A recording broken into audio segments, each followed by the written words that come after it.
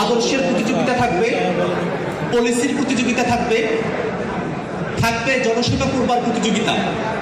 সেই রাজনীতিতে কোনোভাবেই চাঁদাবাজির কোনো স্থান হবে না, সেই রাজনীতিতে কোনোভাবেই মারামারির কোনো স্থান হবে না,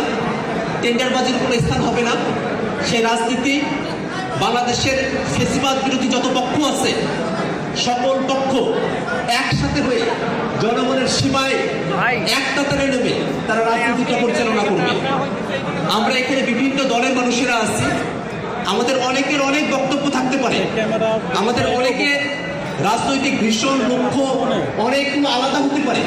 কিন্তু আমরা সকলেই বিশ্বাস করি যে এখানে আজকের ইফতার মাহফিলে আমরা যারা উপস্থিত হয়েছি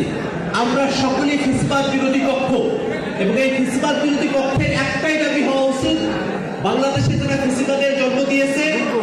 বাংলাদেশে যারা জুলাই এবং আগস্টের অভ্যুত্থানের সময়কালে নারকীয় নরহত্যা চাপিয়ে দিয়েছে, মানবতা বিরোধী অপরাধ করেছে, সে আওয়ামী লীগের বিরুদ্ধে আজকের এই ইফতার মাহফিলে আসা প্রত্যেক ফেসিবাদ বিরোধী রাজনৈতিক পক্ষকে একমত হয়ে একটি সিদ্ধান্ত গ্রহণ করবার অনুরোধ জানাচ্ছি। একই সাথে বাংলাদেশের বিভিন্ন প্রান্তে জাতীয় নাগরিক পার্টি